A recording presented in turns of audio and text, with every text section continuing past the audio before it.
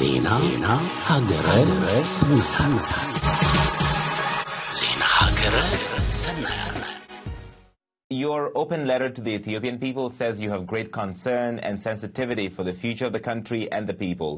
But let's start from the beginning. 4 months ago, you resigned from the government of Prime Minister Ahmed. Why did you do that? Well, I saw Ethiopian system of governance is not reformable within. So I had to step out and I had to speak out, even though I was speaking. And I've been very vocal from the beginning, but I had to do it from outside the government. Why do you say it was not reformable? That is a very strong statement. Well, we had all the promises and the hopes. We had a young African rising prime minister with the hope of bringing new beginnings, and all those hopes were dashed. You were the first federal official, a senior government official, to say conclusively that rape was used as a weapon of war in the Tigray conflict. But that was in a tweet. It didn't come in an official government report. There was no press release. Why did you do this in almost like in a personal capacity? I think I've explained a little bit on my Washington interview, the reasons behind why I had to do it on my personal Twitter, which was all the pressures coming from the government and the PP or the Prosperity Party to put the lead on or to cover up. So I had to use any means that I can come out and speak to the Ethiopian people as well as other stakeholders. Prime Minister Abiy Ahmed went to the front lines to lead the fight against the Tigray People's Liberation Front. You say in your open letter to the Ethiopian people that this is a man who has a Nobel Peace Prize in one hand and a gun in the other. As somebody who was in his government, what do you make of his handling of the situation? He's obviously mishandled this whole situation in the country. And we were not expecting to be in this situation to begin with. So we have a prime minister who's holding a Nobel Peace Prize and a gun in the other, and the population is so polarized and divided.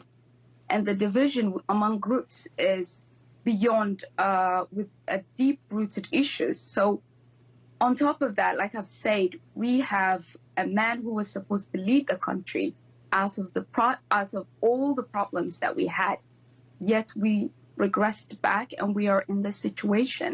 And there's no way, I don't believe the Prime Minister has the capacity to bring the people out of this. And of course, I would repeat saying that we are a free fall of a one-man hubris and a one-man bravado and narcissism that has brought and led us to this mess.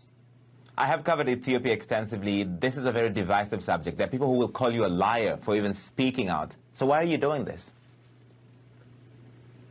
Well, I'm someone who was in the government. I'm someone who has been very vocal from the beginning. I spoke when the war broke at first, 3rd of November. I wrote and I've put statements out there saying for everyone there has to be the civilians has to be the utmost prioritization of this conflict. We have to make sure women, children, and the infirm are protected in this conflict. So we have to speak regardless of what people are going to call us or shame us or name us for.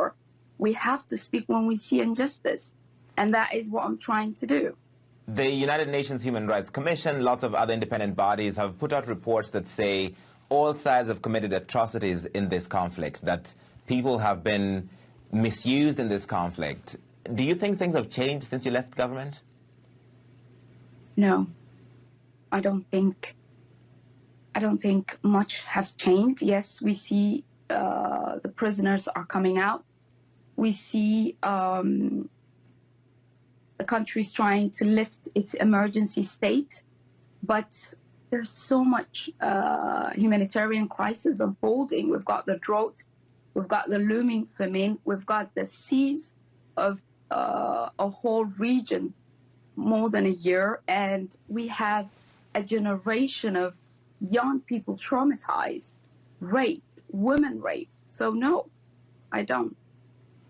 The African Union, the UN, the US, lots of other international partners are trying to mediate between the TPLF and the Ethiopian government. What do you want the international community to know about the situation in Ethiopia? Abiy cannot be the referee and the player at the same time on the field.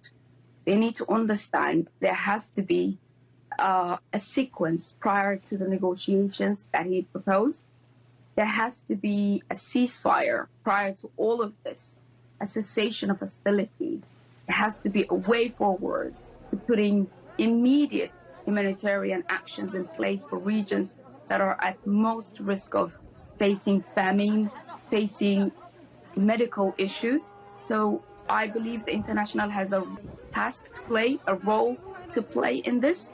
And I know that many countries and international have been putting forward pressures, but they need to push more and they need to find a way for the country to heal. It's a time for the country where we need to move to a position of healing. And I don't think the Prime Minister is ready to do that. I don't think the Prime Minister is the right person to do that. Yes, though, I believe the Prime Minister should compromise. As the head of the nation, as the Prime Minister of the country, he should compromise. He should put the people at first, and he needs to act accordingly. He needs to come to his sense. The situation looks bleak in Ethiopia. What do you think in your mind is the future? What is the way forward out of this conflict that has been raging for 15 months? I want to send a message to the African Union, who's been irrelevant in this conflict. I believe the African summit is taking place in February. I hope when African countries come together that they will put forward a pressure as countries to say there needs to be a cessation of hostility, there has to be a ceasefire, and that their summit can put some pressure in the government as well as other active agents in this conflict. Filsan Ahmed Abdullahi, thank you for talking to us here on CNN. Thank you, Larry.